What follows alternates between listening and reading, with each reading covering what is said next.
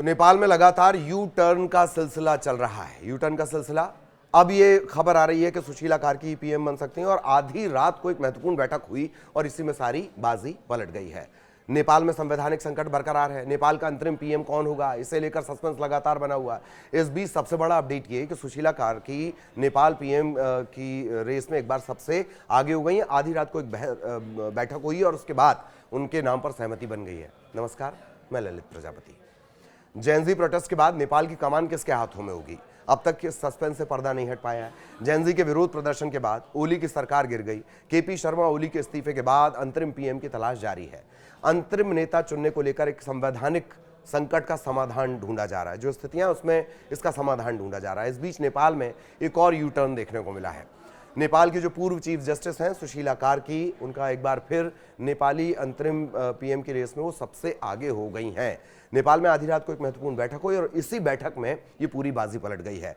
नेपाल में अंतरिम सरकार के गठन को लेकर कवायद जारी है। सूत्रों के हवाले से खबर यह है कि गुरुवार देर रात एक बहुत सीक्रेट बैठक हुई। बैठक राष्ट्रपति भवन में हुई है, शीतल निवास जिसे कहा जाता है। इस अहम बैठक में नेपाली आर्मी चीफ है अशोक राज सिग्देल और सुशीला कार्की, वो भी मौजूद थी। इसके अलावा स्पीकर, राष्ट्रीय सभा के अध्यक्ष नारायण दहल, सुप्रीम कोर्ट के चीफ जस्टिस प्रकाश सिंह राउत वो भी थे। इस मीटिंग में कई मसलों पर अलग अलग संविधान विशेषज्ञों से भी बातचीत हुई है। इसमें बताया गया कि बैठक में सहमति बन गई है कि सुशीला कार्की को ही नेपाल की कमान दे दी जाए।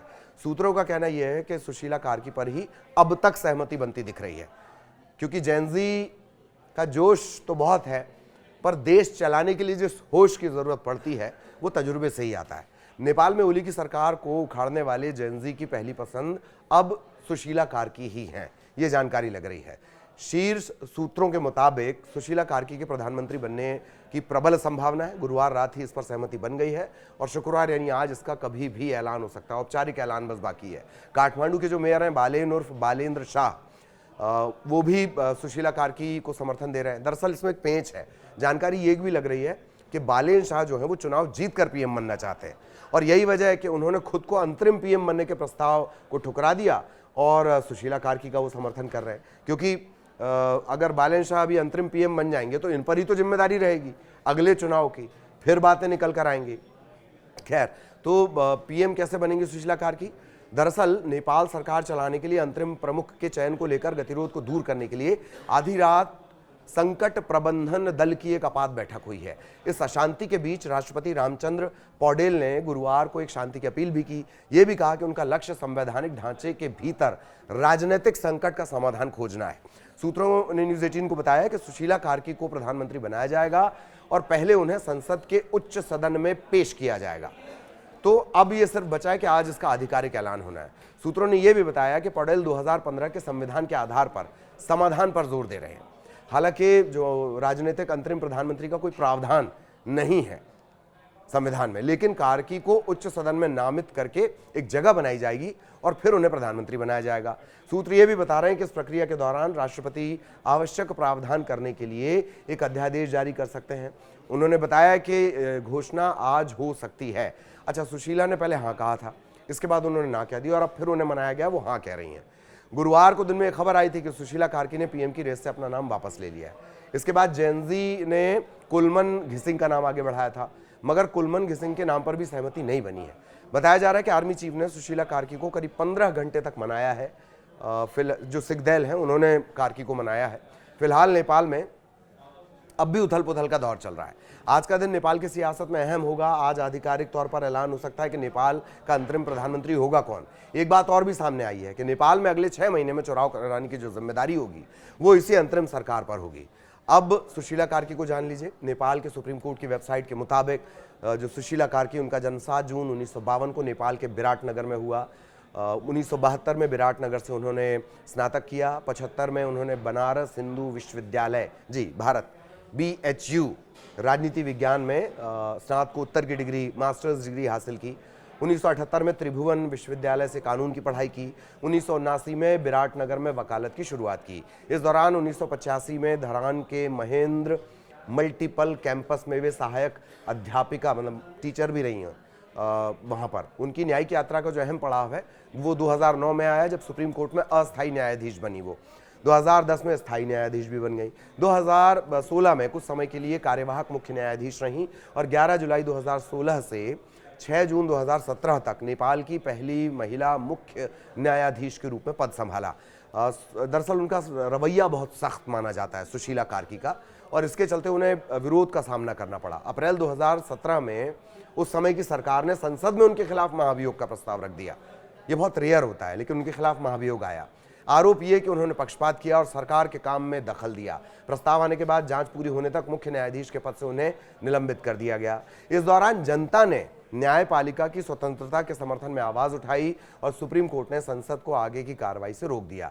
बढ़ते दबाव के कुछ ही हफ्तों में संसद को अपना प्रस्ताव वापस लेना पड़ा। इस घटना से सुशीला कार्की की पहचान एक ऐसी न्यायाधीश के रूप में हो गई जो सत्ता के दबाव के आगे नहीं झुकती। भारत से कनेक्शन की बात कर ली जाए, एक इंटरव्यू में उनसे भारत से जुड़ाव के बारे में पूछा गया तो उन्होंने कहा कि हाँ, मैंने BHU में पढ़ाई की है, वहाँ की बहुत सी यादें हैं। मैं अपने शिक्षकों दोस्तों को अभी भी याद करती हूँ। गंगा नदी, उसके किनारे हॉस्टल और गर्मियों की रातों में छत पर बैठकर बहती गंगा को निहारना मुझे अब भी याद है। उन्होंने ये भी कहा कि वे विराटनगर की रहने वाली हैं, जो भारत की सीमा से काफ़ी नज़दीक है। मेरे घर की सीमा केवल लगभग 25 मील दूर है। मैं नियमित रूप से बॉर्डर मार्केट जाती थी। हिंदी बोल सकती हूँ, उतनी अच्छी, लेकिन हिंदी वो बोल सकती हैं, ये उन्होंने बताया। भारत से उम्मीदों का सवाल भी आया तो भारत और नेपाल के रिश्ते बहुत पुराने ही उन्होंने कहा। सरकारें अलग अलग हो सकती हैं, लेकिन जनता का रिश्ता बहुत गहरा है। मेरे बहुत से रिश्तेदार और परिचित भारत में हैं। अगर उन्हें वहाँ कुछ होता है तो हमें आंसू आते हैं। हमारे बीच गहरी आत्मीयता और प्रेम है। भारत ने हमेशा नेपाल की मदद की है। हम बेहद करीबी हैं। हाँ, जैसे रसोई में बर्तन एक साथ हो तो कभी कभी आवाज़ होती है, वैसे छोटे मोटे मतभेद हो सकते हैं, लेकिन रिश्ता मजबूत है। और यही वजह है कि जो सुशीला कार्की हैं, शुरुआत में उनके लिए कुछ लोगों ने ना भी कहा था, तब उन्होंने अपना नाम वापस ले लिया। इसमें जैनजी थे और बालेन खुद जो है वो भारत के खिलाफ बयानबाजी करते रहे इससे पहले। अच्छा, अब थोड़ा सा ये भी जान लीजिए, इससे पहले कुलमन घिसिंग का नाम आ चुका है। वो सिविल इंजीनियर हैं, सार्वजनिक सलाहकार हैं। बिजली संकट, लोड शेडिंग को खत्म करने के लिए उनकी बड़ी तारीफ हुई है। कुलमन का नाता नेपाल से नहीं, भारत से भी है। कुलमन 1970 में जन्मे। 25 नवंबर नेपाल को रामेछाप में उनका जन्म हुआ था। शुरुआती शिक्षा रामेछाप में, फिर वे भारत के जमशेदपुर आ गए। यहाँ उन्होंने regional institute of technology RIT से इलेक्ट्रिकल इंजीनियरिंग की पढ़ाई की और बारीकियाँ सीखीं जो उन्होंने बतौर इंजीनियर वो उन्हें खूब काम आई। घिसिंग ने आगे की पढ़ाई नेपाल में की है, इंजीनियरिंग कॉलेज से। नेपाल इलेक्ट्रॉनिक अथॉरिटी के वो प्रबंध निदेशक के पद पर उन्होंने अपना कार्यकाल पूरा किया। उन्हें इसलिए भी जाना जाता है कि ईमानदार छवि उनकी रही है और बिजली कटौती की समस्या से उन्होंने निजात दिलाई थी। इसी से उनकी लोकप्रियता भी बढ़ी। कुलमन घिसिंग का चूंकि नाम था, इस वजह से उनका प्रोफाइल बता दिया गया। लेकिन आज खबर यह है, आज का बड़ा अपडेट यह है कि सुशीला कार्की हाँ, ना और उसके बाद हाँ फिर मान गई हैं। जो आर्मी चीफ है सिगदेल, उन्होंने कई घंटों तक, 10 से 15 घंटों तक मनाया है, तब सुशीला कार्की ने हाँ कहा है। और अब ये माना जा रहा है कि सिर्फ औपचारिक ऐलान बाकी है। आगे भी अपडेट नेपाल का आप तक पहुंचाते रहेंगे। नमस्कार।